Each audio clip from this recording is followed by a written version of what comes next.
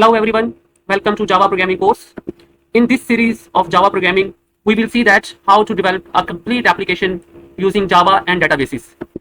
This series has 4 to 5 sessions which we covered in multiple videos. So if you want to learn that how we develop a complete application which based on graphical user interface and database, you need to watch all these videos. और इससे पहले कि हम अपने first session को start करें, मैं जो हमारा एंड प्रोडक्ट है जिसको हम डेवलप करेंगे इस पूरी सीरीज के अंदर, उसका एक डेमो आपको पहले रिप्रेजेंट कर देता हूं ताकि आप अंडरस्टैंड कर सके कि जावा क्या रोल प्ले कर रही है और डेटाबेसेस क्या रोल प्ले कर रही है। सो ये एक एप्लीकेशन है जावा की जो मैंने ऑलरेडी डेवलप करके रखी हुई है और हम इसी को ही दोबारा स्क्रैच से डेवलप करेंगे। और आप देख रहे हैं कि यहाँ पे कोई कोड एग्जिस्ट नहीं करता है, ये एक तरह से उसकी एग्जीक्यूटेबल फाइल है। ऑल्दो कि एग्जीक्यूटेबल नहीं है, ये .jar में है, बट यू कैन इमेजिन कि आप इसी को रन करेंगे तो आपका प्रोजेक्ट रन हो जाएगा। सो मैं इसको CMD के थ्रू रन कर सकता हूँ। सो हम CMD ओपन कर लेते हैं और ये जावा की एप्लीकेशन है, तो जावा और टैग jar है मेरे पास, एंड देन एप्लीकेशन का नाम है पेरोल ऐप .java। जैसे कि आप सबको पता है कि जब अपना एंड प्रोडक्ट क्लाइंट को देंगे तो आप कभी भी उसका कोड नहीं देंगे, आप उसका एक आइकॉन या उसकी एक एक्सी फाइल बना के देंगे। बेसिकली आइकॉन के पीछे उसकी एक्सी फाइल ही होगी जो कि एग्जीक्यूट करेगी और हमारी एप्लीकेशन रन हो जाएगी। सो यहाँ पे कोड नहीं है कि मैंने कंप्लीट एप्लीकेशन बना के उसकी जार फाइल जनरेट करके रख ली है। तो हम ये भी देखेंगे कि हम ये jar file at the end कैसे जनरेट करेंगे, या इस जार फाइल को अगर हम एग्जीक्यूटेबल फाइल में कन्वर्ट करना चाहें तो रेदर देन यूजर कंसोल के थ्रू रन करे, यूजर डायरेक्टली डबल क्लिक करे और एप्लीकेशन रन हो जाए, तो हम उस प्रोसेस को भी देख लेंगे। सो फिलहाल मेरे पास चूंकि ये जार फाइल है तो ये डबल क्लिक करने से एग्जीक्यूट नहीं करेगी, मुझे इसको थ्रू कंसोल के एग्जीक्यूट करना पड़ेगा। सो हम इसको थ्रू कंसोल एग्जीक्यूट करके देख लेते हैं।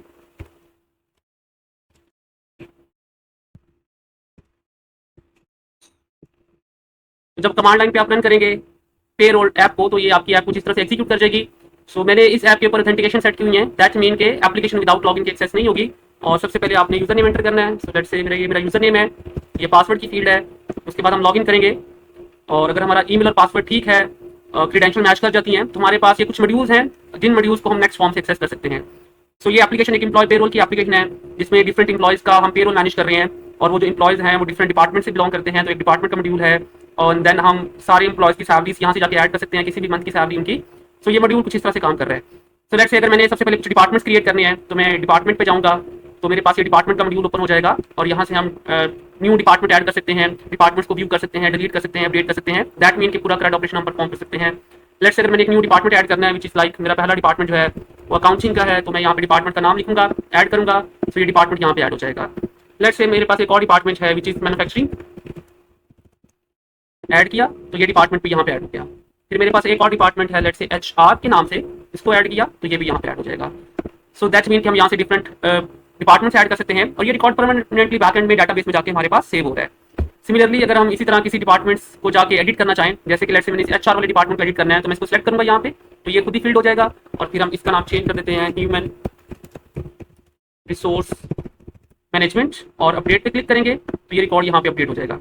सिमिलरली अगर मुझे किसी डिपार्टमेंट को डिलीट करना है तो उसको सिलेक्ट करूंगा मैं यहाँ पे और डिलीट पे क्लिक करूंगा तो वो डिपार्टमेंट जो है वो डिलीट हो जाएगा। ठीक हो गया। अच्छा, इसी तरह मुझे अगर वापस जाना है तो यहाँ पे मेन मेन्यू का ऑप्शन है, क्लिक करेंगे, हम वापस मेन मॉड्यूल पे आ गए हैं। और अब अगर हमें एम्प्लॉयज को ऐड करना है तो एम्प्लॉयज पे जाएंगे। तो मेरे पास ये कुछ एम्प्लॉयज की डिटेल्स हैं जो डेटाबेस में मैंने सेव करनी है। ID हम ऐड नहीं करेंगे बट बाकी फील्ड्स को हम ऐड कर सकते हैं, जैसे कि मेरा पहला एम्प्लॉय है and then let's say it has some email और ये इसका कॉन्टैक्ट नंबर है और ये किस डिपार्टमेंट से बिलोंग करता है, लेट्स से ये HR डिपार्टमेंट का है, तो इसको यहाँ पे ऐड करेंगे तो ये एम्प्लॉय ऐड हो जाएगा और यहाँ पे ये हमारा व्यू है जिसमें सारे एम्प्लॉय हमें नजर आ रहे हैं। इसी तरह अगर एक और एम्प्लॉय ऐड करना चाहेंगे हम,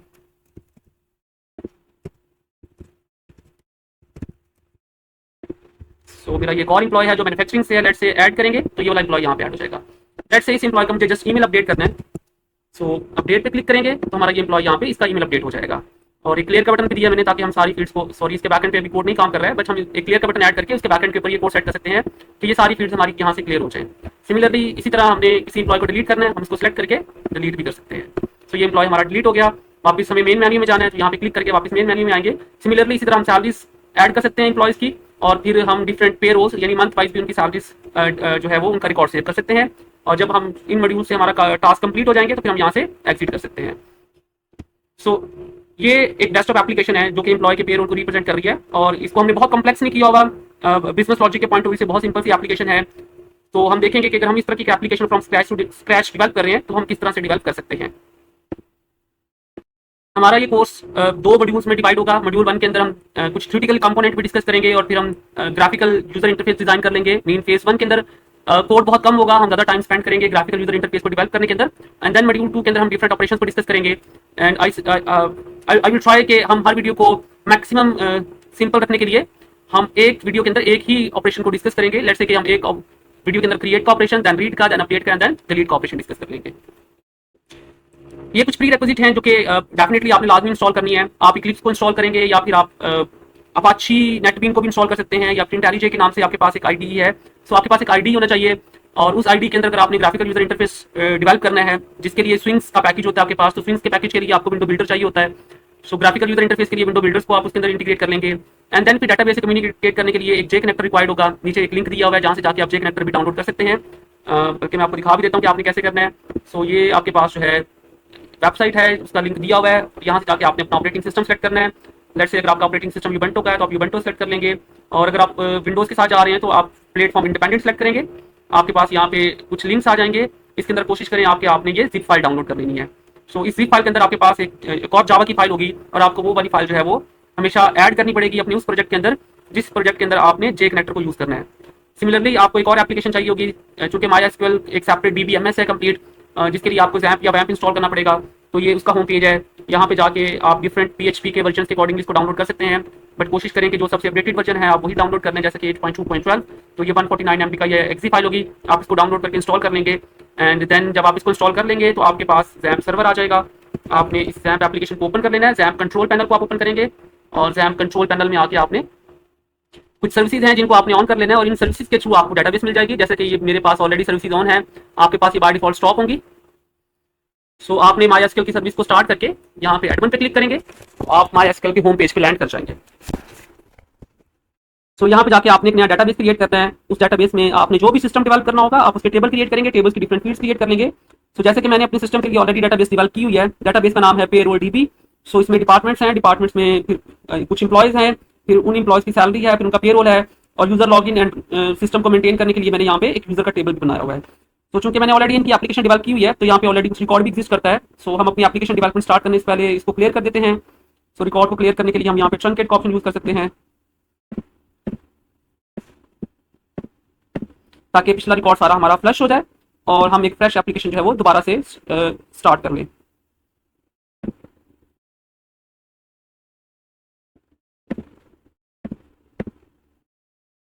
सो फिलहाल मेरे पास सारे टेबल्स एम्प्टी हो चुके हैं। सो ये वो पार्ट है जो आपको सेपरेटली कवर करना है। सो आपको सेपरेटली अंडरस्टैंड करना है कि DBMS क्या होते हैं एंड DBMS के अंदर आप टेबल कैसे क्रिएट करते हैं। टेबल की डिफरेंट फील्ड्स होती हैं, जैसे कि मेरे पास डिपार्टमेंट के अंदर दो फील्ड्स हैं। डिपार्टमेंट की आईडी आएगी जो कि प्राइमरी की होगी और डिपार्टमेंट का नेम आएगा। एम्प्लॉयज के अंदर डिफरेंट फील्ड्स हैं, जैसे कि ID, name, email, phone, department ID है जो कि एक फॉरेन की होगी। आप इसमें और भी फील्ड्स ऐड कर सकते हैं, जैसे कि एम्प्लॉय ने कब ज्वाइन किया या एम्प्लॉय का एड्रेस क्या है, बाबा चेवर, आप बाकी डिटेल्स भी इसमें ऐड कर सकते हैं। फिर हर एम्प्लॉय की सैलरी के लिए मैंने एक और टेबल रखा हुआ है यहाँ पे, जिसमें उस एम्प्लॉय की आईडी आएगी, उसकी बेसिक सैलरी है, उसका बोनस कितना है, उसकी डिडक्शन कितनी है। आप इसको टेबल को अपने सिस्टम के अकॉर्डिंगली चेंज कर सकते हैं। फिर एक पेरोल का टेबल है मेरे पास, जिसमें मैं एक लॉग मेंटेन कर रहा हूँ कि किस मंथ को क्या सैलरी पे की गई है उस किसी पर्टिकुलर एम्प्लॉय को। और एक यूजर का टेबल है, इसमें एक रिकॉर्ड मैंने सेव किया हुआ है क्योंकि ये वो रिकॉर्ड है जो थ्रू इंटरफेस के इंसर्ट नहीं होगा, ये आपको एक्सप्लिसिटली डेटाबेस में रिकॉर्ड इंसर्ट करना पड़ेगा। तो मैंने एक एडमिन का रिकॉर्ड बना के यहाँ पे सेव कर दिया ताकि जब भी लॉगिन करेंगे तो पहले हम ये क्रेडेंशियल इनपुट करेंगे, उसके बाद हम लॉगिन करेंगे। सो ये आप डेटाबेस अपने सिस्टम के अकॉर्डिंगली डेवलप कर लेंगे और जब आप डेटाबेस को डेवलप कर लेंगे देन आप अपने सेकंड पार्ट के ऊपर आएंगे जो कि थ्रू जावा के आपने GUI डेवलप करना होगा। लेकिन जावा या GUI को डेवलप करने से पहले हमें एक और छोटा सा कॉन्सेप्ट अंडरस्टैंड करना है और वो कॉन्सेप्ट है JDBC का। जैसे कि हमें पता है कि जावा एक सेपरेट प्रोग्रामिंग लैंग्वेज है, डेटाबेस एक सेपरेट DBMS है कंप्लीट हमारे पास, इसकी अपनी लैंग्वेज है जिसको हम SQL लैंग्वेज कहते हैं। लाइक जैसे कि मेरे पास देखेंगे एक SQL की क्वेरी लिखी हुई है कि वो सारे यूजर सेलेक्ट होकर आ जाएं, वेयर 1 की कंडीशन है मीन सारे ही फैच होकर आ जाएं। अगर आप इसको हटा भी देंगे तो कोई फर्क नहीं पड़ेगा। तो अगर हम इस क्वेरी को रन करेंगे तो हमारे पास जो है वो रिकॉर्ड फैच होकर आ जाएंगे, जैसे कि ये रिकॉर्ड पड़ा हुआ है। सो ये एक सेपरेट टॉपिक है और जावा जो है वो एक सेपरेट टॉपिक है। सो आई एम एक्सपेक्टिंग कि आप लोग इसको अंडरस्टैंड करते हैं और आप लोग इसको डेवलप कर लेंगे। बट जावा और MySQL के दरमियान या जावा सारी डेटाबेसेस से कम्युनिकेट कर सकता है, चाहे आप Oracle यूज करें, चाहे आप SQL यूज करें, चाहे आप MySQL यूज करें या कोई भी XYZ, अगर आप DBMS यूज करें तो जावा सबसे कम्युनिकेट कर लेगा। और ये कम्युनिकेशन करवाने के लिए हमारे पास JDBC अवेलेबल है। तो पहले हम JDBC का आर्किटेक्चर अंडरस्टैंड कर लेते हैं ताकि जब हम उसकी डिफरेंट क्लासेस को यूज करें तो हमें पता हो कि ये क्लास क्या काम कर रही है और JDBC कैसे काम कर रहा है। सो JDBC को अंडरस्टैंड करने के लिए ये छोटा सा डॉक्यूमेंट है जिसको हम रिव्यू करेंगे और ये डॉक्यूमेंट हमें बताएगा कि JDBC क्या है और हम इसके अंदर डिफरेंट जो हमारी कनेक्टिविटी के लिए जो रिक्वायरमेंट्स हैं हम उनको कैसे सेटिस्फाइड करेंगे। सो फर्स्ट ऑफ ऑल अगर जेडीबीसी को हम देखें तो जेडीबीसी हमारे पास एक जावा की एपीआई है। एपीआई होती क्या है? एपीआई होती है एप्लीकेशन प्रोग्रामिंग इंटरफेस, जो कि हमें अलाउ करती हैं कि हम दो डिफरेंट एप्लीकेशन के दरमियान कम्युनिकेट करवा सकें। सो जैसा कि हमारे पास यहाँ पे एक एप्लीकेशन डेटाबेस की है और एक एप्लीकेशन हमारे पास जो है वो जावा की है, और ये जो एपीआई है ये डेटाबेस इंडिपेंडेंट है। हाँ, इसमें कोई डेटाबेस फिक्स नहीं है, हम डिफरेंट डेटाबेसेस के दरमियान इसको यूज कर सकते हैं। और ये करेगी क्या? ये जावा प्रोग्रामिंग लैंग्वेजेस और डिफरेंट डेटाबेसेस के दरमियान कम्युनिकेशन करवाएगी। सो जेडीबीसी के अंदर हमें बहुत सारी लाइब्रेरीज मिलेंगी, या जो जेडीबीसी की लाइब्रेरी है उसके अंदर हम जो हमें जो प्री रिटन कोड मिलेगा उसके थ्रू हम क्या क्या टास्क परफॉर्म कर सकते हैं। हम डेटाबेस के साथ कनेक्शन स्टैब्लिश कर सकते हैं, मतलब जावा जो है वो डेटाबेस के साथ कनेक्शन बनाएगी। जैसा कि लेट्स से अगर अभी हम MySQL यूज कर रहे हैं तो हमारी जावा जो है वो MySQL के साथ कनेक्शन बनाएगी। देन जेडीबीसी हमें एक लाइब्रेरी प्रोवाइड करेगी जिसको यूज करके हम एसक्यूएल टाइप की स्टेटमेंट्स बनाएंगे। अगर आप ऑलरेडी डेटाबेस से वाकिफ हैं देन यू नो दैट कि किसके ऊपर जावा काम नहीं करेगी, इसके अंदर आपको एसक्यूएल की स्टेटमेंट्स ही बनानी पड़ेगी और ये एसक्यूएल स्टेटमेंट्स ही एग्जीक्यूट करेंगी। तो ये एसक्यूएल स्टेटमेंट्स जावा में हमें बनाने में हेल्प आउट करेगा जेडीबीसी। जब हम स्टेटमेंट्स बना लेंगे तो फिर हमने स्टेटमेंट को एग्जीक्यूट करना होगा, तो एग्जीक्यूशन जो हमारी क्यूरी की है उसके लिए भी जेडीबीसी की लाइब्रेरी यूज करेंगे। और इसी तरह जब हमारे पास जो रिकॉर्ड होंगे डेटाबेस के अंदर, अगर हमें वो फेच करवाने हैं या उनको मॉडिफाई करना है तो उसके लिए भी जेडीबीसी की लाइब्रेरी हम यूज करेंगे। तो जेडीबीसी एक कंप्लीट पैकेज है जो कि हमें अलाउ करेगा कि हम डेटाबेस का कनेक्शन बनाएं, हम अपनी क्यूरी लिखें, हम क्यूरी को एग्जीक्यूट करें और हम डिफरेंट ऑपरेशन परफॉर्म करें डेटाबेस के टेबल्स के ऊपर। जेडीबीसी कैसे काम करता है, इसका आर्किटेक्चर क्या होता है, इसको अंडरस्टैंड करने के लिए हम एक डायग्राम देख लेते हैं जो कि जावा एप्लीकेशन के साथ बना के, जो जावा एप्लीकेशन के थ्रू कम्युनिकेट कर रही है डेटाबेस के साथ। तो देखिए ये जेडीबीसी की जो एपी है ना, ये एज ए ब्रिज के तौर पे काम कर रही है बिटवीन जावा एप्लीकेशन और डिफरेंट जो हमारे पास डेटाबेसेस हैं, जैसे ओरेकल है, हमारे पास एसक्यूएल है, या हमारे पास ओडीबीसी डाटा सोर्स है।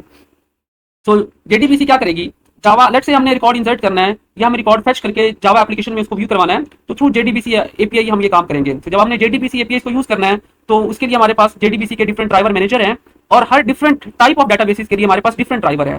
फॉर एग्जांपल अगर हम एसक्यूएल के साथ काम कर रहे हैं तो जेडीबीसी का हमें एसक्यूएल का ड्राइवर चाहिए होगा। अगर हम ओरेकल के साथ काम कर रहे हैं तो जेडीबीसी का हमें ओरेकल का ड्राइवर चाहिए होगा।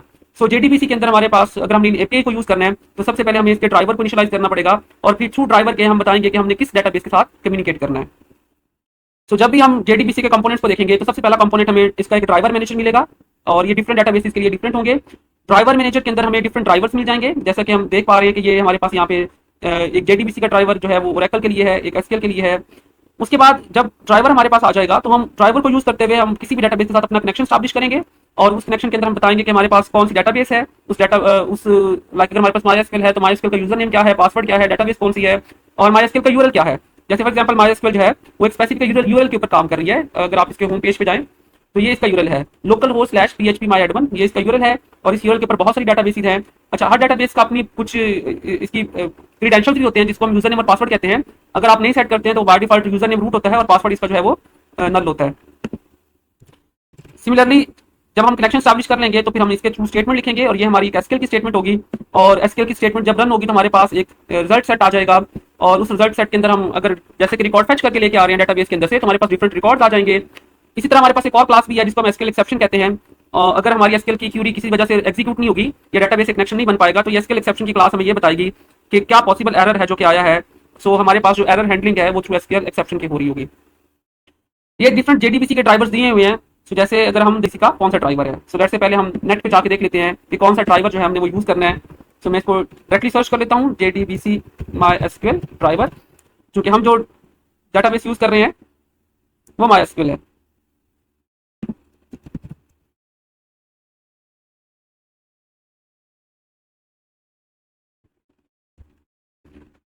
यस, सो ये हमारा ड्राइवर नेम है। तो इसी तरह अगर आपने कोई और डेटाबेस यूज करना होगा तो आप कोई और ड्राइवर नेम यूज कर लेंगे।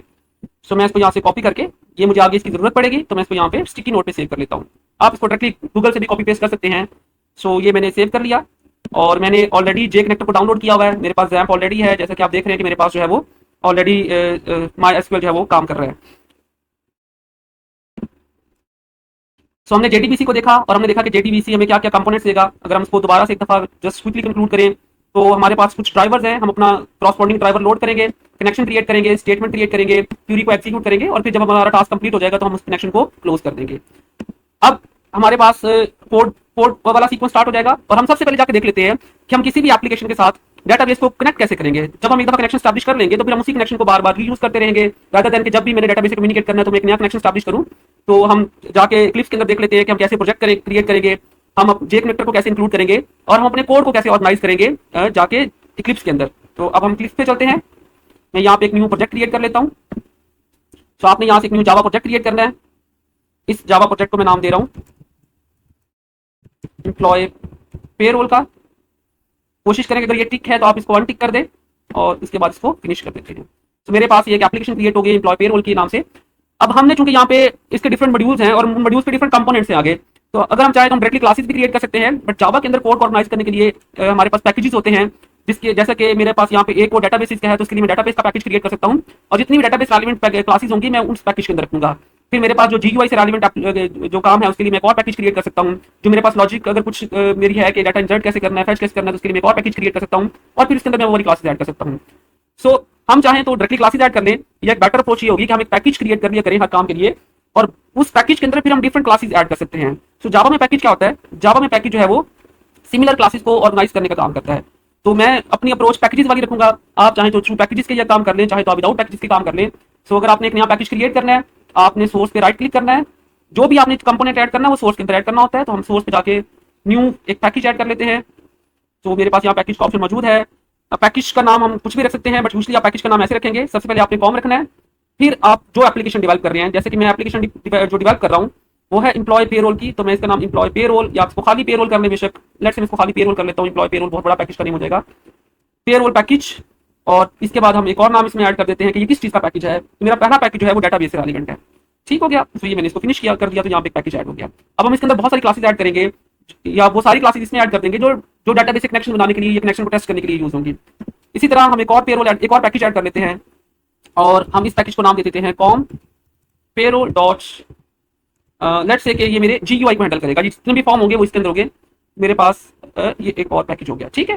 सो हम लेट्स से मिनिमम लेवल पे दो पैकेजेस ऐड कर लेते हैं, एक डेटाबेस के लिए और एक जीयूआई के लिए। अब सबसे पहला काम हमने डेटाबेस को कनेक्ट करना है, लेकिन डेटाबेस को कनेक्ट करने से पहले हमें यहाँ पे जे कनेक्टर को ऐड करना पड़ेगा। सो जे कनेक्टर को आप कैसे ऐड करेंगे? आपको चेक करना है कि आपने जब जे कनेक्टर वाली जिप फाइल को डाउनलोड किया था तो वो कहाँ पे जाके डाउनलोड हुई है। सो लेट्स से मेरे पास ये कंप्रेस्ड वाले फोल्डर में आई है और ये मेरे पास फाइल कुछ इस तरह से डाउनलोड होगी, जिप फाइल डाउनलोड हुई थी और जब मैंने इसको अनजिप किया तो यहाँ पे ये वाली फाइल आ गई मेरे पास। सही है। इसमें मुझे पर्टिकुलरली ये वाली जो फाइल है which is MySQL dash connector dash J और आगे उसका वर्जन आ रहा है, मुझे इसको जाके अपनी एप्लीकेशन में ऐड करना है। अब हम कैसे ऐड करेंगे? हम वापस क्लिप्स पे जाएंगे और हम अपने जो हमारा प्रोजेक्ट होगा हम इस पे राइट क्लिक करके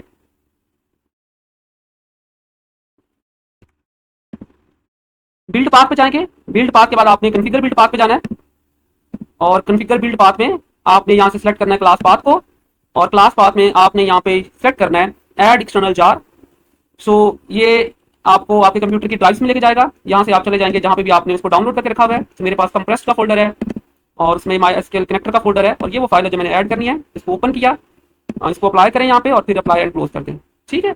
जैसे ही आप इसको ऐड करेंगे तो आपके पास यहाँ पे एक नया फोल्डर बन के आ जाएगा रेफरेंस लाइब्रेरीज के अंदर, और रेफरेंस लाइब्रेरीज के अंदर आपके पास ये MySQL कनेक्टर आ रहा होगा और इसका प्रॉपर पाथ भी आ रहा है कि ये कहाँ पे ऐड है और ये सारी देखें क्लासेस पैकेजेस आ रहे हैं। सही है। अच्छा देखिए, हमने जो पैकेज क्रिएट किया था वो भी कॉम से है और जो बाय डिफॉल्ट जितने भी लाइब्रेरी के पैकेजेस होते हैं वो भी सारे कॉम से ही होते हैं। सो ये सारे वो पैकेजेस हैं जिनको हम यूज करेंगे। जैसे कि यहाँ पे com dot C J dot हमारे पास एक्सेप्शन है तो हम एक्सेप्शन को यूज करेंगे। ये जेडीबीसी का पैकेज पड़ा हुआ है और पैकेज के अंदर क्या होगा? पैकेज के अंदर डिफरेंट क्लासेस होंगी। देखिए ये सारी क्लासेस एग्जिस्ट करती हैं यहाँ पे। सो हम भी पैकेजेस क्रिएट करेंगे और पैकेजेस के अंदर क्लासेस क्रिएट करेंगे। सो सबसे पहले जाते हैं हम अपनी पहली क्लास के अंदर और ये वो हमारी क्लास है जिसको हम ग्लोबली यूज करेंगे डेटाबेस से कनेक्शन क्रिएट करने के लिए। हमारे पास यहाँ पे डिफरेंट फॉर्म्स होंगे। सो रेदर देन कि हम हर फॉर्म में जाके बार बार सेपरेटली कनेक्शन क्रिएट करें और फिर सेपरेटली कोड राइट करें, हम कनेक्शन की क्लास बना लेंगे और फिर हमें जहां जहां पे कनेक्शन चाहिए होगा डेटाबेस के साथ हम इस क्लास को यूज कर लिया करेंगे। तो मैं पैकेज के अंदर एक न्यू क्लास ऐड कर रहा हूं और इस क्लास का नाम हम रख लेते हैं डीबी कनेक्शन, क्योंकि ये हमारी मेन कनेक्शन की फाइल है। हम इसके अंदर जेडीबीसी का ड्राइवर ऐड करेंगे और फिर ड्राइवर के थ्रू हम जेडीबी से कनेक्ट कर लेंगे और उसको बताएंगे कि क्या पैरामीटर्स हैं जिसके थ्रू वो जाके MySQL से कम्युनिकेट करेगा। सो ये हमारी क्लास कंप्लीट होगी और मैं थोड़ा कोड का साइज जो है वो इंक्रीज कर देता हूँ ताकि विजिबिलिटी इंप्रूव हो जाए। अब इस क्लास के अंदर हम एक फंक्शन क्रिएट करेंगे स्टैटिक टाइप का। स्टैटिक टाइप का फंक्शन ऐसे क्रिएट करेंगे कि देखें ये वो क्लास है जिसका कभी कोई हमने ऑब्जेक्ट नहीं बनाना, ना ही इस क्लास के कोई ऑब्जेक्ट बनेंगे, बल्कि हम इस क्लास के अंदर एक फंक्शन बनाएंगे जिस फंक्शन का नाम होगा गेट कनेक्शन।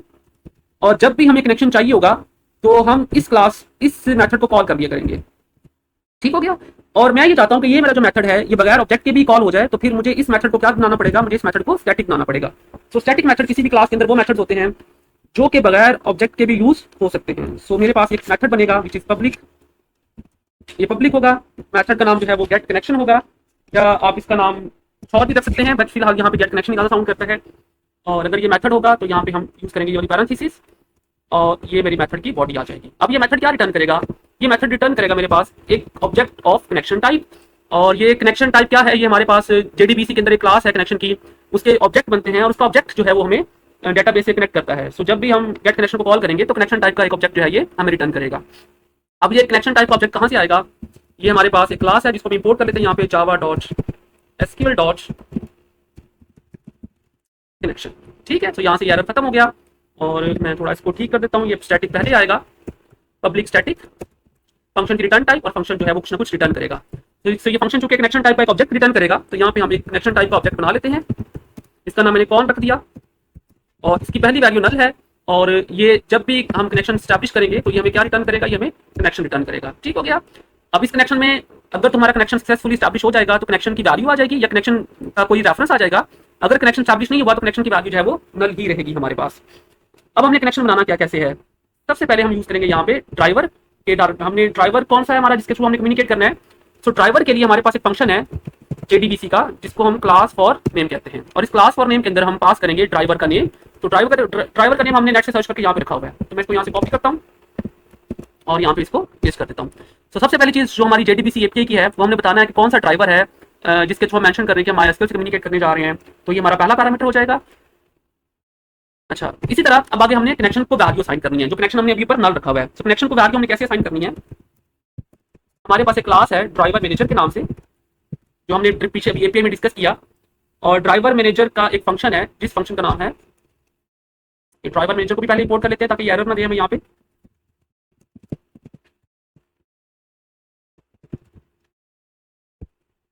ठीक हो गया। सो इसका फंक्शन है गेट कनेक्शन, और इसके अंदर हम पूरी स्ट्रिंग पास करते हैं। और वो स्ट्रिंग क्या है? स्ट्रिंग के अंदर हम बताएंगे कि हमारा यूआरएल कौन सा है, हमारी जो यूआरएल है उसका MySQL का। फिर हम बताएंगे कि उसका यूजर नेम क्या है, उसका पासवर्ड क्या है, और वो कौन सी डेटाबेस है जिससे हमने कम्युनिकेट करना है। तो ये वैल्यू आप ऐसे पास करेंगे, ये वैल्यू स्ट्रिंग में पास करेंगे। आप पहले बताएंगे कि आप जिससे कम्युनिकेट करने जा रहे हैं वो MySQL है थ्रू जेडीबीसी के। देन आपने यूज करना है यहाँ पे कॉलन। फिर आपका यूआरएल क्या है? आपका यूआरएल है लोकल होस्ट, क्योंकि MySQL जो है हमारे लोकल होस्ट पे काम कर रही है। फिर आपने बताना है कि आपका जो है पोर्ट नंबर क्या है। जैसे कि अगर देखें तो ये सारी चीजें यहाँ पे अगर मैं इसके होम पेज पे जाऊं,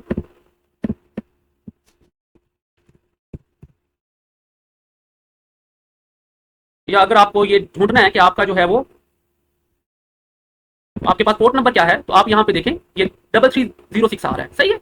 सो MySQL जो है वो पोर्ट नंबर पे चल रही होती है, और जब हम यूआरएल बना रहे होते हैं यहाँ पे तो हमने पोर्ट भी बतानी होती है। तो लोकल होस्ट है, लोकल होस्ट के बाद हमारे पास जो पोर्ट नंबर है वो 3306 है। आपके पास ये पोर्ट नंबर चेंज भी हो सकती है, अपने हिसाब से इसको देख लीजिएगा। फिर हमने डेटाबेस का नाम बताना है। तो डेटाबेस का क्या नाम है मेरे पास यहाँ पे? डेटाबेस का नाम है payroll_db, तो /payroll_db। और अब इसके बाद आप कॉमा यूज करेंगे, और कॉमे के बाद आपने इसके बाकी पैरामीटर पास करने हैं। जैसे कि कॉमा और कॉमे के बाद मेरे पास अगला पैरामीटर है कि मेरे पास इसका यूजर नेम क्या है। तो user name by default root होता है अगर आपने चेंज नहीं किया तो, और पासवर्ड जो है बाय डिफॉल्ट एम्प्टी होता है। ठीक हो गया। सो हमारे पास यहाँ पे ये एक कनेक्शन स्टैब्लिश हो गया जो हमने थ्रू ड्राइवर मैनेजर के पास किया है, और ये वैल्यू इस कॉन में आ जाएगी जब ये लाइन हमारी एग्जीक्यूट करेगी। अच्छा, ये स्टेटमेंट आपको हमेशा एरर देगी, क्योंकि इस स्टेटमेंट में एरर आने के बहुत ज्यादा चांसेस हैं। पहला चांस ये हो सकता है कि अगर आपके पास MySQL की सर्विस नहीं रन हो रही है तो जब ये स्टेटमेंट चलेगी तो एरर आ जाएगा। सेकेंडली, अगर आपने इनमें से कुछ वैल्यू रॉन्ग पास कर दिया, जैसे कि आपका पोर्ट नंबर कुछ और है, आपकी जो डेटाबेस है उसका नाम इनवैलिड है, यूजर नेम इनवैलिड है, या पासवर्ड इनवैलिड है, तब भी ये स्टेटमेंट आपको एरर थ्रो करेगी। तो ये स्टेटमेंट वो अलाउ नहीं करेगा कि आप इसको बगैर ट्राई कैच ब्लॉक के लिख के जाए। मतलब आपको यहाँ पे एक्सेप्शन हैंडलिंग करनी है, क्योंकि रन टाइम पे यहाँ पे एरर आ सकता है। तो मैं इस स्टेटमेंट को हमेशा एक ट्राई ब्लॉक में रखूंगा, ताकि अगर कोई एरर आएगा तो वो ट्राई ब्लॉक उस एप्लीकेशन को क्रैश होने से बचा लेगा। और ट्राई के बाद इसके बाद यहाँ पे हम इसका कैश लगा देते हैं। ठीक हो गया। अगर कनेक्शन स्टैब्लिश हो जाएगा तो यहाँ पे हम एक मैसेज लगा देते हैं विच इज system.out.println, ताकि हम टेस्ट कर सकें कनेक्शन क्रिएट हुआ या नहीं हुआ।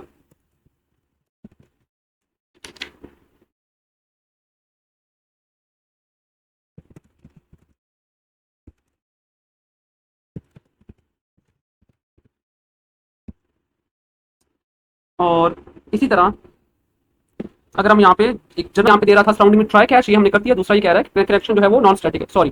तो कनेक्शन को मैंने डीबी कनेक्शन के अंदर क्रिएट किया हुआ है, तो ये बेसिकली इस फंक्शन के अंदर आएगा। और ये इस वाली स्टेटमेंट को भी हम ट्राई का पार्ट बना देते हैं। ठीक है। सो ये बेसिकली दो स्टेटमेंट्स हैं जो कि हम यूज करते हैं कनेक्शन क्रिएट करने के लिए। अब या तो ये दो स्टेटमेंट्स आप बार बार हर फॉर्म के ऊपर ऐड करते रहें, या फिर आप इसको एक ही दफा डीबी कनेक्शन वाली फाइल में रख लें ताकि हम इसको बार बार यूज ना करें। राइट ना करें और हम इस क्लास को इंपोर्ट करके इस वाली कनेक्शन को यूज कर सकते हैं। लाइक हम फंक्शन कॉल करेंगे गेट कनेक्शन का डीबी कनेक्शन के साथ, तो हमारा कनेक्शन जो है वो स्टैब्लिश हो जाएगा, क्योंकि ये वो चीजें हैं जो कि अब कभी आगे फर्दर चेंज नहीं होनी है। ठीक हो गया। सो हम यहाँ पे इसको भी चेंज कर देते हैं आई थिंक एसक्यूएल एक्सेप्शन के साथ, ताकि हमारे पास एग्जैक्ट आंसर आ जाए कि हम किस तरह का एरर कर रहे हैं, और ये एसक्यूएल एक्सेप्शन को इंपोर्ट भी करना पड़ेगा हमें, यस इसको इंपोर्ट कर लेते हैं। ठीक हो गया। तो possible two type of exception यहाँ पे हो सकती थी, एक कि ये क्लास नहीं मिले और दूसरा ये है कि एसक्यूएल की एक्सेप्शन है, तो दोनों को मैंने एक साथ हैंडल कर लिया। ठीक है। सो इस लाइन में एरर आ सकता है या फिर इस लाइन में एरर आ सकता है, और नीचे वाली लाइन में एरर आने का मतलब ये है कि हमारा कनेक्शन जो है वो फेल्ड हो गया है। तो हम यहाँ पे एक और स्टेटमेंट भी ऐड कर लेते हैं।